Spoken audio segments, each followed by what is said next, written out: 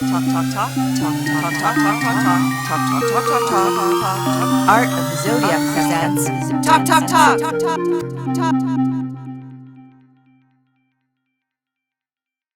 Hey! Hi. I am C. Vivi Henriette of Art of the Zodiac, and I'm here with my friend Kristin Mathis, aka Cosmic Spirit Auntie, and I'll let you came up with the title for today's talk, so. Oh, yeah. So we're talking about sort of, I guess, my journey with long COVID and how it relates to ideas of fate and fortune and destiny, right?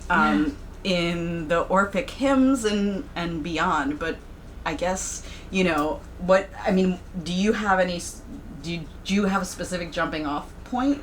Oh God! No, we maybe.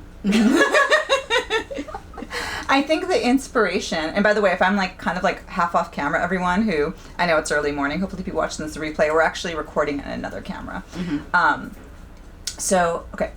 I thought it was interesting, right? The jumping off point is that, I think for me, right? We had this conversation, you were talking about how long COVID has been so interesting for you because, it's affected the sort of adulting part of your brain, yes, but not the sort of creative scholarly part. Yeah. And thinking about this idea that the fact that you can still wake up and translate Greek text, right, but sometimes forget how to get into a Zoom call. And right. Is it this sort of, in some strange way, this sort of call to slow down? Yes. and that is where I was just thinking this morning, because I knew you were coming over, I was thinking about sort of fate and fortune. Yeah. Right? Which are two different words in Greek, right? Moira is fate, the fates, the three fates who spin everyone's destiny as we're born into this world. And then there's 2K, which is more fortune, what you're given in life, or it's particularly connected with wealth and good luck. Okay. And I was thinking that my luck these past 2 years with COVID has been really shitty, right? I haven't been able to work, and my health goes up and down, and just all sorts of stuff, I lost my partner, through a tragic set of circumstances, and that has been really disabling. And at the same time, I feel like my destiny, or my Moira, has become much more clear, right? Or not my Moira, I shouldn't say that, but what the Moiras, what the fates have woven for me, or what my mission in life has become clearer, because as I feel like I'm a particularly stubborn, sort of stupid person in a lot of ways. And so what I, through a process of a sort of brutal elimination, everything that I thought I was doing or had to do, right? I have to make money because I'm a single mom. I have to take care of my partner. I have to, just everything. All the normal things you feel like you have to do in life, each one of them has been taken away from me. And what, including as somebody who, I have all these fancy degrees, and I think of myself as a very cerebral person. All of a sudden, I can't even remember what medication I'm supposed to take, and I don't remember how, at the beginning stages of my long COVID, I didn't remember what I was supposed to do when I woke up in the morning. So I still have on the inside of my kitchen cabinet a list. It's take medication, wake up child, make child breakfast. But because I would get I'm sorry, I'm only lost. laughing because I also know that your child's like 18 and very, very like tall, and so I'm just sorry that big guy, but but it was like wake him up, get him, make him breakfast, remember that he needs to be out the door by 7:30. So these basic life things I couldn't do anymore because my brain was so foggy, and the only thing I could do, literally the only thing that my brain seemed to want to do, was translate ancient Greek Orphic hymns. And I have some idea how to explain that through science, right? I mean, clearly what they call executive function centers of the brain, which have to do with planning and organization, those were affected by the brain fog, whereas stuff that I learned to do early in life, and what I'm most passionate about, what my secret heart's desire is, or at least it was secret 2 or 3 years ago, those things I still can do.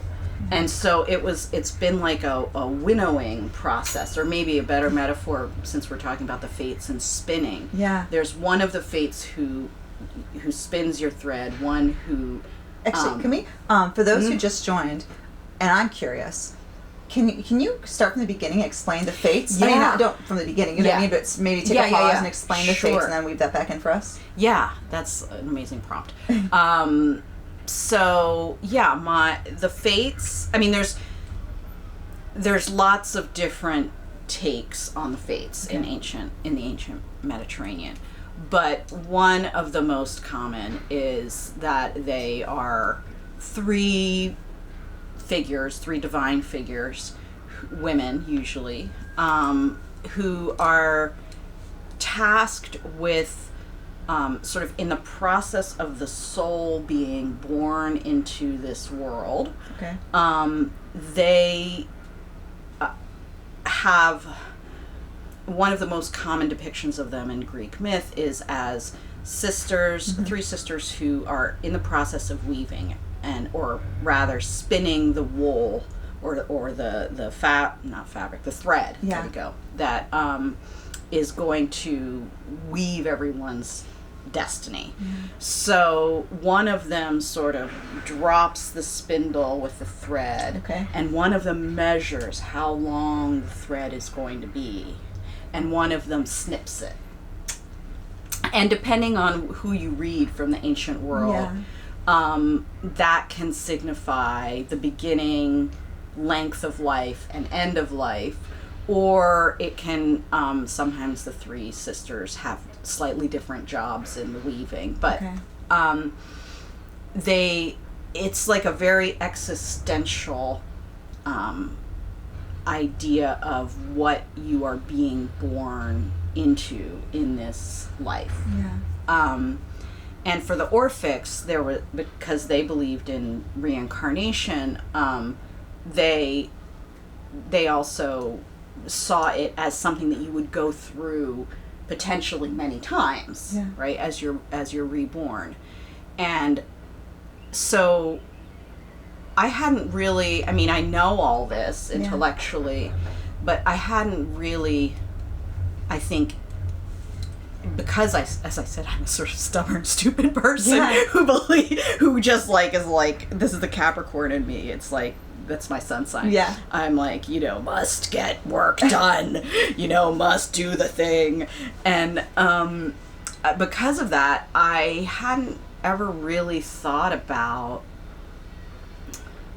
I kept thinking about what I needed to do and not what I was here to do, if that makes sense. Yeah. I mean, I don't want to totally undersell myself. Like, I knew that I wasn't here to be a corporate person, right? But a bread maker. Yeah.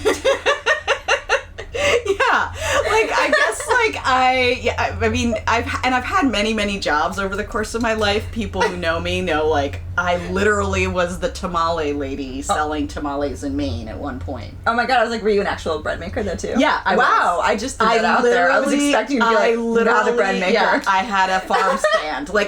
Literally when I go back to Maine, where I lived for about 8 years at one point, people will stop me and be like, hey, didn't you sell bread and tamales in the farm market? And I'm like, yes, that is me. I am the tamale lady of Maine. Why me is a whole other long story, but yes, I literally make bread. When I was in grad school, I was always the one who catered everybody's stuff. Didn't know I was going to step into this. Yeah. Yeah, you had no idea. Right? So, yeah, anyway, I never really thought about, like, I mean, I knew what I wasn't here to do. I'm not particularly motivated by money. I don't, I've always been an activist. But I didn't really think about what I was here to do. Yeah. And so sorry, I just realized do you feel like that was enough on the Moire? Moire? Well, I want to go back to like you said, the fate and fortune. Yeah. Can we bring that in and then we can extend? Sure. So how that relates to Moire? Yeah. Pronounce it. Moid. Well, I guess it's in Greek. It would be like moidai. Moirai is the plural. Moida is singular. So, I just know Liz Green has that book. So I'm familiar with it. Yeah, that's my reference point. Yeah, and so one really important and interesting point here for all the astrologers in the house is the word moida in Greek is what literally is the word for degree. Wow. So the degree is the moida. The individual degree, like the chart, when you're born into a particular sign, like if you look at an astrological chart, if you're just talking, like if we were both ancient Greeks and we were talking and we were like, oh, what degree are you born? I would say, what moida are you born at? So it is literally the moment that your soul comes into and is joined with sorry, let me back up here. The moment your soul body, which in an ancient world, your soul was a physical thing. So the moment that your soul body is joined with your flesh body, these two bodies interact. That moment, the star, the degree that happens in, that also is that's your moida, right? Wow. Where each degree is in the sky. Because that's why the ascendant is so important, because that degree is the fate that sets everything up. Yes. And so and it's not, I mean, not only that ascendant, but any degree. Yeah. Right? And for each of us, there's a particular configuration. So these more sort of like, if you were to read books on Greek mythology, you hear about the three fates and the weaving. Yeah. But that had an astrological component as well. And I find this fascinating that we don't talk about it more. Because it is super, that's like some deep stuff. That's like mystical, I mean, to me, so beautifully magical and cosmological that each of us has this moment where the stars configure our souls, and that is what fate is. Wow. It also reminds me... soul bodies. Soul bodies. Soul, body, spirit.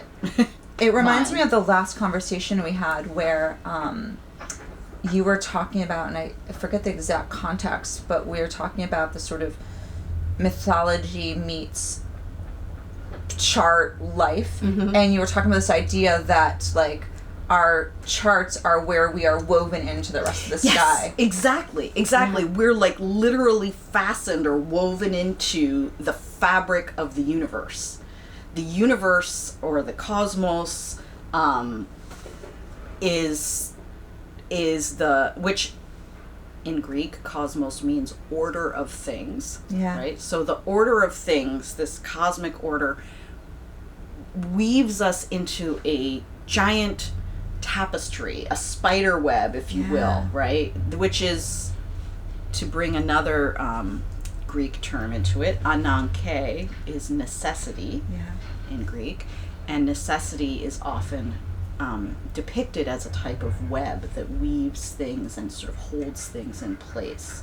So all these different Greek terms draw on these metaphors of placement like fabric, the placement of fabric, and or placement in woven textiles, and the cosmos is both the web and the weaver and the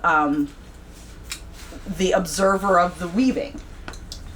Right. So like there's it's a giant cosmic flow, right? Which we can describe as a weaving, we can describe it as a dance, but it is a movement and fastening together of all of us in this order in the cosmos. This is so fascinating because when I think of the fates, and I've heard of this idea of the fates spinning, but I've never thought of them, which seems odd, right? Like you think about someone's like, oh, my fates are being, like my fate is being woven. Right. But it's this idea that what they're actually weaving us into is everyone else. Is everyone else, and right? everything else. It's completely interdependent. Yeah. It's completely interdependent and interpenetrated, Like there's nothing that my fate is also your fate, is also the fate of my cat, is also the fate of the person I don't know in another part of the world. Which is why I think like the sort of Hellenistic way of viewing a chart of like, oh, what happens to my sister is going to show up in my chart. What happens to my partner is going to show up in my chart. Like that's a reflection of that. Of a worldview that does not have a sense of the discrete self in the way that we do now. Yeah. So we're talking about a time, particularly for the Orphics, who were just timeline-wise, were pre-Plato, right? For that older layer of Greek philosophy and religion, it is an animist, like living, singing, breathing, dancing, weaving cosmos, and you cannot. There's nothing outside of that. Yeah. It's so beautiful, and it is so what we need right now in the world. We have this, I feel like so many of us are having this intuition that we are, that we're all interconnected, and we want to lean into that, and that's maybe what draws us to astrology or to myth or different forms of spirituality in the first place. Especially eco-spirituality, right? Like that we want to feel we know deep down that we are connected to earth and sky, and we want to figure out how and why that is. And that, for the Greeks, like the Moira, or that you want to know more about yourself and the universe, look at your degrees, look at your Moirai. Before we go back into your story, can you touch on the fate and fortune bit? Because I really like that. So the 2K is and to full disclosure here, I haven't translated the hymn to 2K yet. Okay. So this is like provisional. I mean, I've looked at it, but it seems, at least for the Orphics, that 2K is has to do with a sort of fleshly aspect. Can I ask you a question? So 2K. 2K is fortune. 2K is fortune, but you said there's a hymn to 2K. So was 2K also a god as well? Yeah, 2K is a goddess. Okay. And in Latin they called her Fortuna. And she becomes really important in like the Roman Empire. This idea of fortune, and that's due to the rise of astrology in the Hellenistic period. But in the earlier period, it seems like to me that the Moira are this very cosmic sort of, like interweaving, big picture. And 2K or fortune seems to be about like your physical circumstances that you're born into, or that your body, mind, soul, spirit is experiencing at any one time. So 2K is shows up in the chart. The name for the sixth house is Kako 2K. Kako. I'm just trying to remember which house it is. Kako 2K with evil fortune. The fifth house. Wait. No, that's good spirit, bad spirit. Good spirit. Bad fortune, good fortune is. Sorry. Whoa! Why did my brain just blank? Was that? I just blanked too. This is good spirit, bad spirit. Because there's 5 and 5 and 6. Thank you. 5 is Kako 2K. Okay, so then it's 12, 11, 5, and 6. Those are got it. So 12 and 11, I know, right? Hi, everyone. Sorry, it's early in the morning. Please forgive us. The 11 and 12 are good spirit, bad daimon, spirit. and bad spirit, or daimon. Yes. And the 5 and 6 are good fortune and bad fortune. So good 2K, bad 2K. And see, I always forget this layer because whenever I'm so used to thinking about like the part of fortune and thinking about the relationship to the moon and the body. Mm-hmm. Is there a relationship between 2K and the moon? Yes, yes, very much so. In the Orphic hymns, she's related to Artemis and Hecate. So one of the ongoing pieces of research that I'm doing, which will probably take me another year or two, is really trying to parse out. There's so much to look at with the moon. I'm not sure whether 2K relates to the moon as a whole, or whether Artemis and Hecate each represent a sort of specific aspect of the moon. So I'm still trying to figure that out exactly. So if we go back to the Fortuna. Why does that sound like I'm saying this wrong? Fortuna, the Fortuna. Yeah. So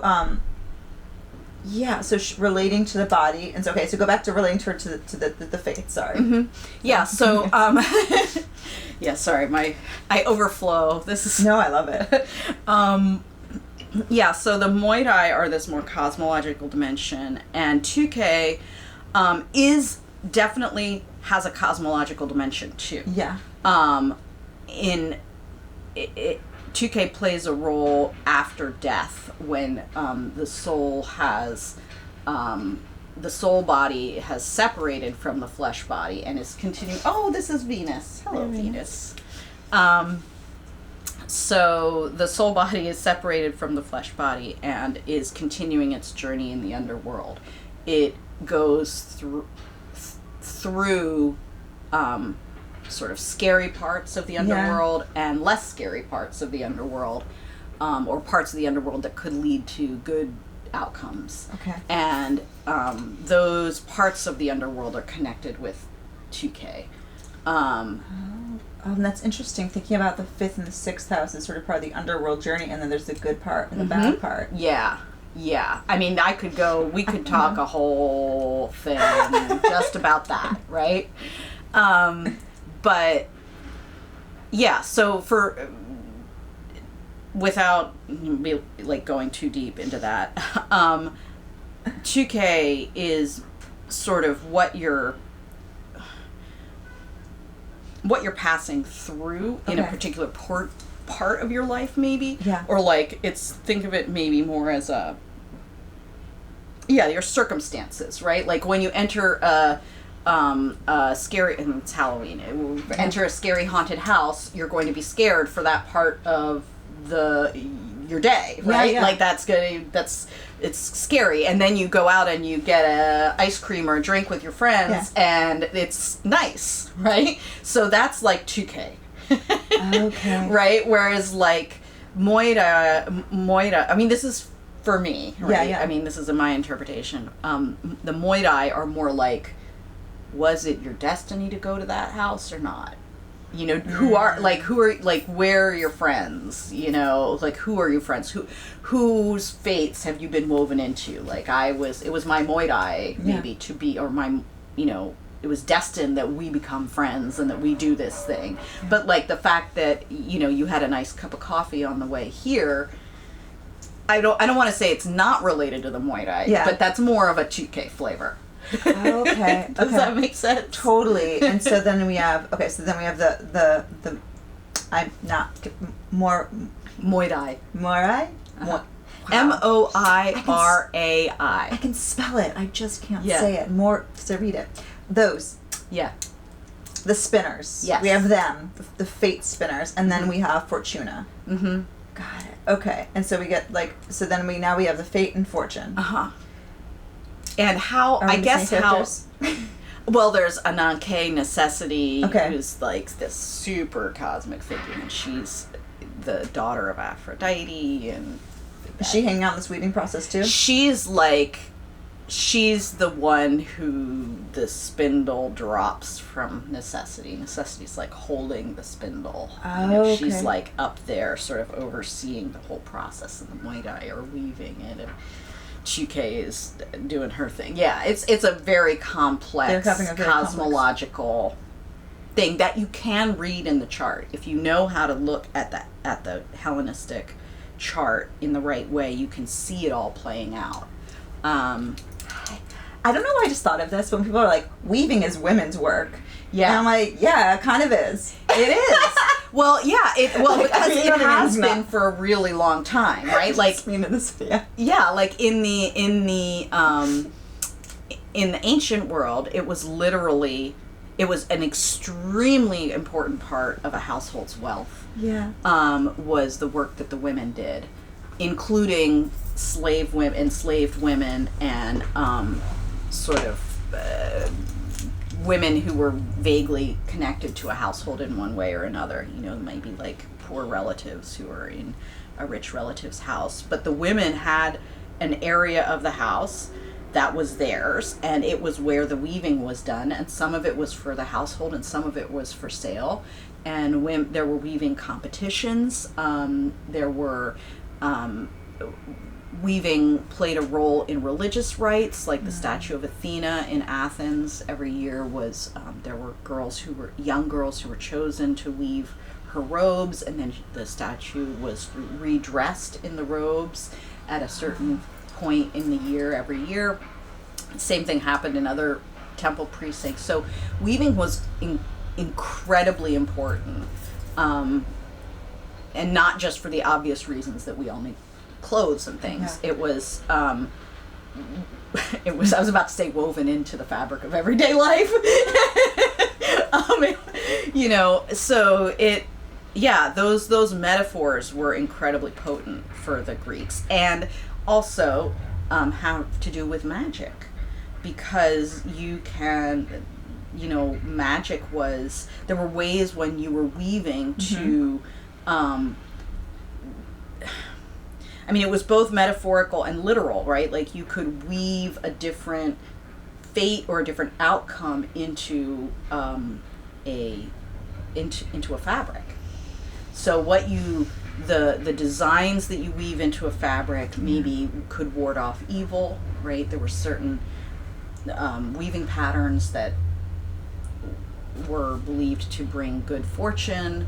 There were certain weaving patterns that were appropriate to different stages of life, like for marriage or for death. So all of this, to bring it back, comes into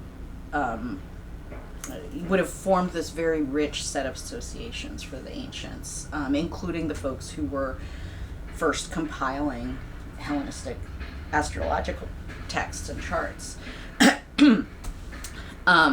So yeah, to go back to my story, thank you. Then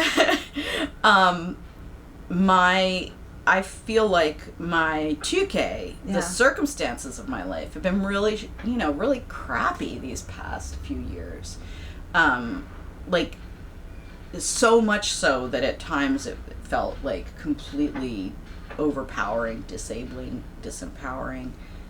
And at the same time, because the only thing that I could predictably do with any solidity and integrity was translate. And so it has become more and more clear to me over this time of incredible kako-tuke, right? Like kake-tuke, the bad fortune, that my Moira, or my destiny, what I'm here to do is translate these hymns. Like, and I don't mean to sound grim, but I've thought to myself a lot recently, like, that's what I have no doubt that whatever happens, I will be able to finish. Like, it's so clear to me that I'm here to finish the hymns. Yeah. Right? Like, once I finish the hymns, who knows what's going to happen to me? But, like, I don't feel any fear that my long COVID is going to prevent me from finishing translating the hymns. They might prevent me from doing cool Instagram posts about them. Yeah. Or from teaching on the schedule that I'd like to teach.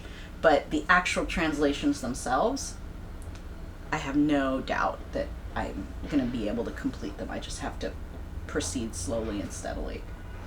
So from your own experience, right? Like, knowing when you've been going through this time of tremendous bad fortune, but your fate's work, as we could say, has stepped to the fore. What has this shown you about the relationship between fate and fortune? Yeah. Mostly that I should trust the fates. You know, that I should trust basically that I just need to trust. Yeah. And, it is not easy, you know? I mean, I have lost my means of making a living. I've lost the person closest to me besides my son. Yeah.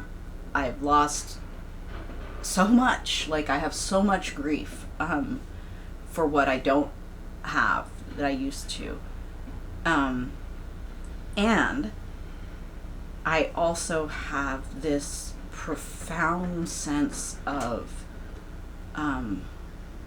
joy and, like, certainty and gratitude, so much gratitude and wonder, like, this is so weird. Like, that I, when I went into college, I was studying ancient magic. I mean, I've told you this story before, that I was studying ancient magic, and then it disappeared out of my life because I had to make all these I had to make money. I had to provide for my child and everything, and then it comes back to me because I was stupidly and stubbornly, like, pursuing the things that I thought I needed to do. 2K whopped me upside and then it's come back, and I've received as a gift. It feels like this incredible gift that every day I get to get up and translate these hymns, and I have this, I'm gonna cry. It's like amazing. It's incredible to me that it's like a hound that has pursued me, there's a famous poem, like The Hound of Heaven, and I feel like the cosmos has, like, tracked me down and has not let me escape the web that it has woven for me. That no matter how much I deviated and was like, I tried to, like, stubbornly think that I have to do this, it was like, no, you don't actually, over here. There's no way to escape that web. And that is of profound comfort to me, even though it also has meant incredible loss. Those two things coexist, and that's a mystery, like capital M, to me.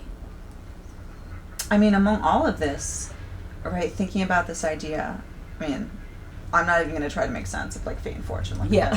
no, but it's interesting to note that when it was like time for you to like work on these hymns, it's almost like the world changed enough. Like, you know, COVID, I'm sure, is part of that, but like the fact that you have a captive audience now for these hymns, and I wonder if did that audience exist 20 years ago? No, it didn't. It didn't. It totally didn't. I mean, it wasn't.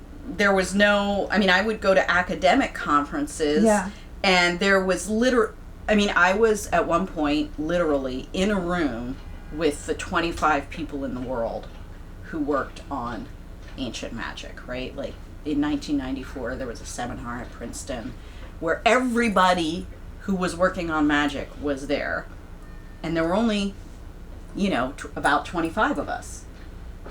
That was it. And now there's so many people working on it, so many people interested in it, and we have the technology, the Zoom calls, the social media and everything to disseminate it. So it totally was not possible before. And I love how you said that, like the world shifted so that this thing that I've been called to do now has a way to manifest in the world. That is exactly what Moira is, right? It's the web. The web shifted, and my place in it did too. And something we mentioned in our previous discussions, and again, like for those who just joined, this is Kristin Mathis, Cosmic Spirit Auntie. We are talking fate, fortune, long COVID, your life's work of translating the Orphic hymns from ancient Greek into a relatable English. But coming to something we've talked about before is this idea that, right, not doctors, not trying to make comments on long COVID, right? So this is not like, please don't anyone take this the wrong way, but this idea that it's interesting that we've known some things that we do know about long COVID, in your case particularly, is that it disrupts executive functioning, but the parts of your brain that are imaginative, that need to translate these grueling texts, which is interesting, right? Like the language, interesting parts of the brain, those are intact. And so there's what it means for you on the personal level. For you, it's sort of brought your fate and being like, okay, like, your bad fortune combined with this is saying, okay, like, this is your work. We're kind of putting you into a corner here. But it's also interesting, as you mentioned, to think about the larger implications for our society, right? Yes. And something I'll just add to this to hand to you is that a friend of mine, Kelsey, is some medical training, is a Chinese medical practitioner, and she was saying how what's interesting about viruses is that they come and they change you, right? They don't like go away. They literally just learn. I think it was Diana Rose Harper, we had this conversation too. It's like they come inside, they learn to live with you, and so on some level, like we've all been changed as different creatures. Absolutely. And so thinking about your own personal fate, fortune, but then also the larger web you're inhabiting. Totally. So one of the things that happened early on was by the way, I just have to note, like, Venus totally is, like, making herself felt here. Let's, like, all take a moment for Black Cat Appreciation Month. Thank you, Venus. So one of the first things that happened early on in my process, so this was, like, maybe March or April of 2020. I had a dream, and it was nothing more than a voice. There was no imagery with it, but the voice came to me and said, I am the thought process, and then again, the thinker. And it was so I'm the thought process, and the thinker. But it said, and then again, the thinker. And it was in Greek in my head, like this booming voice. I am the nous, and it wasn't, I don't know how to describe it. It wasn't like, it was in English, but I somehow knew that it was Greek and that it was related to the Greek word nous, or mind, which is often an epithet used of Zeus and like sort of the highest level of consciousness. But the other part of the dream was I woke up knowing that was a message from COVID. Okay, so I awake And it's like COVID has spoken this thing. And I don't know how I knew. I just woke up knowing this. I was like, I am the thought process, and then again the thinker, and it's COVID. COVID is not that COVID was saying it, but that it was somehow like the message of COVID. Yeah.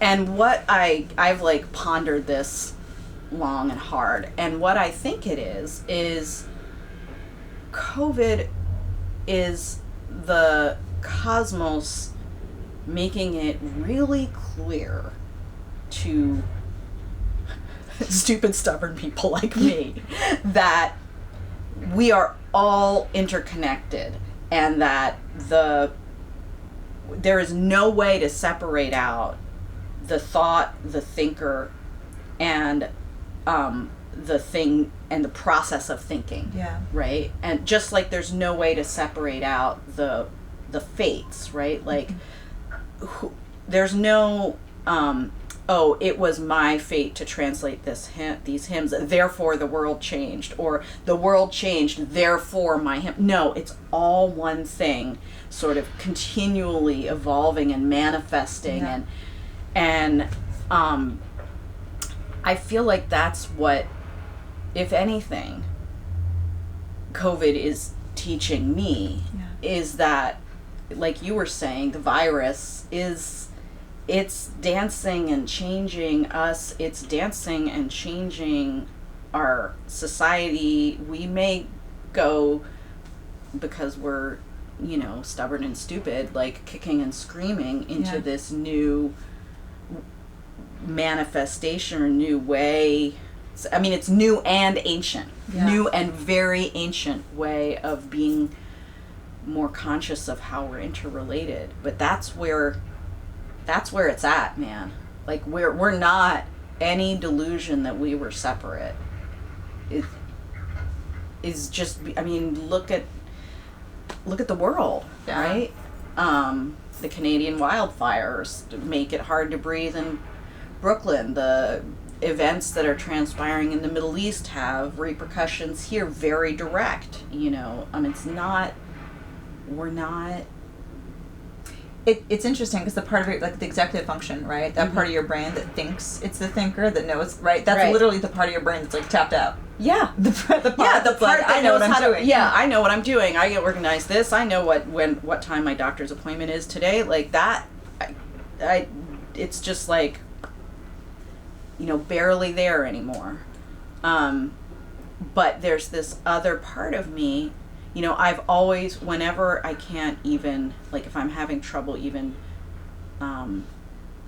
let's say, with with the translations, there's different parts of the translation too, right? Like there's the first part where I read it in Greek and really parse out each Greek word. And then there's the second part where I take my rough translation and make it into something in English. And sometimes that second part is a little bit hard for me when I'm having a really bad relapse of the COVID symptoms. And in those moments, I paint or draw. And then that process of painting and drawing sort of like opens up the channels again and gets me back to be able to write in English.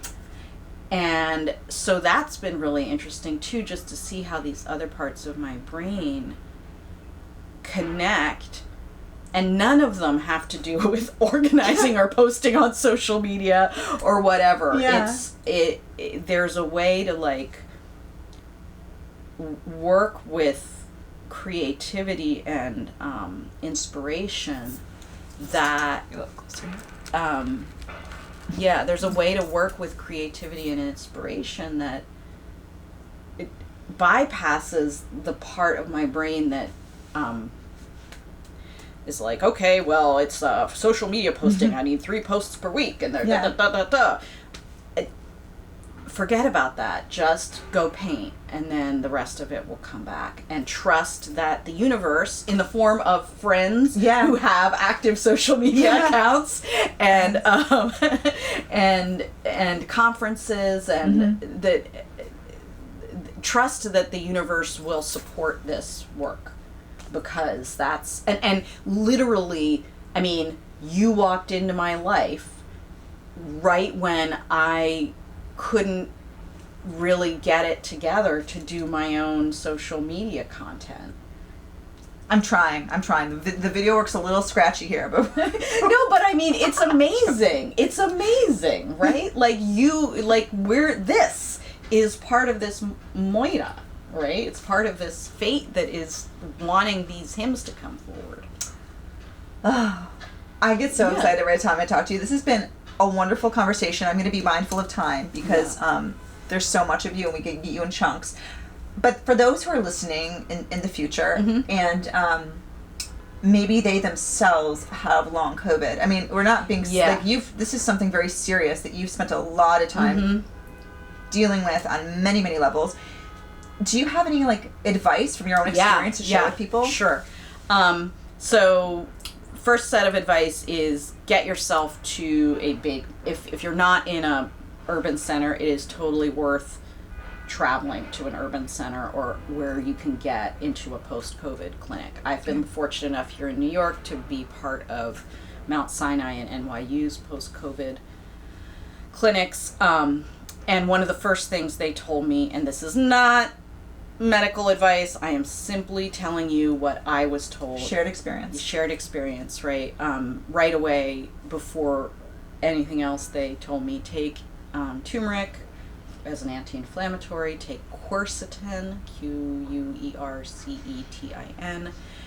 which is a natural antihistamine, and take, for the heart palpitations and stuff, take coenzyme Q10, that helps with that. All of these things are over-the-counter supplements that are safe. So they told me to do that. They also, one thing that I've found is it is important for me to walk every day, even at the beginning when all I could do was literally walk 1 block.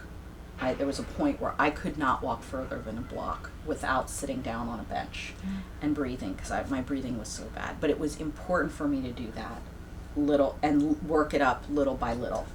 And physical therapy helped a lot. There's a specific long COVID physical therapy protocol that Mount Sinai has trained people around the country to do.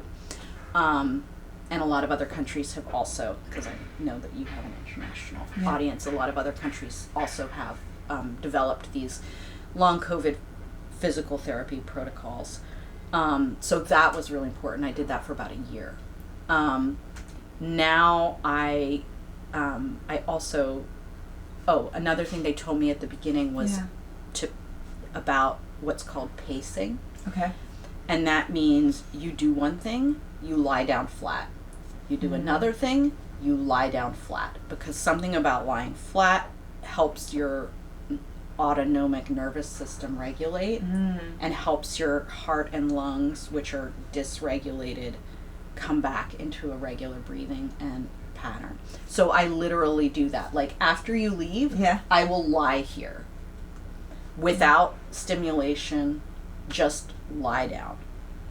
And now it's like, even 15 minutes of doing that can be enough for me. At the beginning, I would have to lie here for like an hour or two. Wow. And then through my day, I order my day like that. I get up, I make breakfast, I lie down.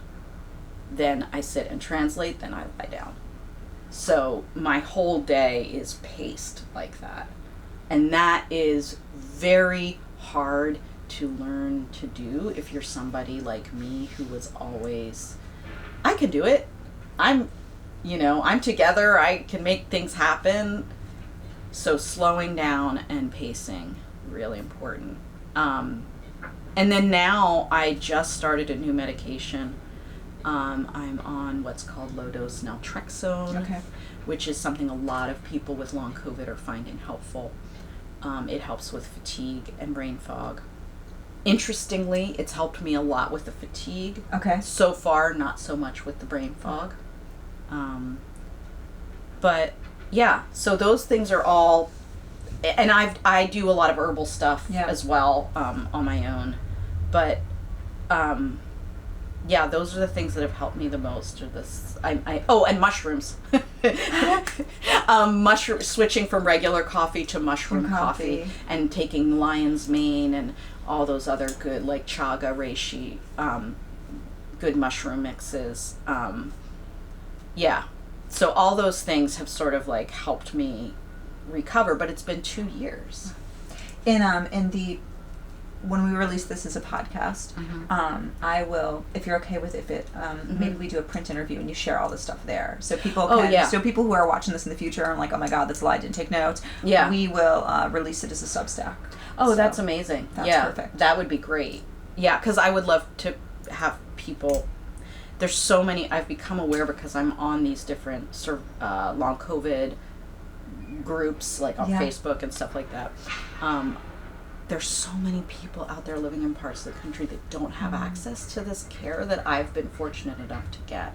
So it means a lot to me to be able to share resources with people. Well, thank you for sharing resources with me. And hello, friends who just joined. We're just wrapping up here. So, Kristin, Cosmic Spirit Auntie, where can people find you? What's coming up? Yeah, Cosmic Spirit Auntie on Instagram and Threads. I'm sort of on Twitter/X, but not really. Okay. Substack is where I publish the hymns one at a time with commentary, usually. And that is Mysteria Mundi at Substack.com. Or sorry, mysteriamundi.substack.com. If you just do Mysteria Mundi Substack, it'll come up. Yeah. And yeah, that's where I am right now. I have a book forthcoming, just laying out the manuscript with Revelor Press, and that's going to be a devotional. It's going to be an Orphic devotional, so it's going to be divided by days of the week, with collections. So it won't be all of the hymns, but a smaller collection of hymns that are oriented for sort of practical use, with introduction, but not so much commentary.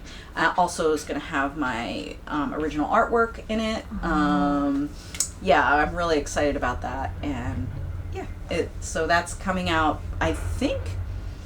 I don't want to make any promises, but it should be 2024, I would think. Oh my god, amazing. And we kind of have Diana Rose. Yeah. I think for that. Yes, Diana. Shout out to Diana Rose Harper, who I love and is my editor, and Jen Zert, of course. And yeah. And I'll be speaking at Astromagia in November, and so you should get tickets to that if you're interested in that sort of thing. Yeah. Amazing. All of it. And we'll put stuff in the notes. And then, of course, for people watching in the future, I'm C. Vivi Henriette of Art of the Zodiac. I do these talk. So just follow me on Instagram. Follow me on Substack, because I release a podcast every week. This is going to be released as a podcast. And that's so awesome. I love you. Bye. You. Have a beautiful day.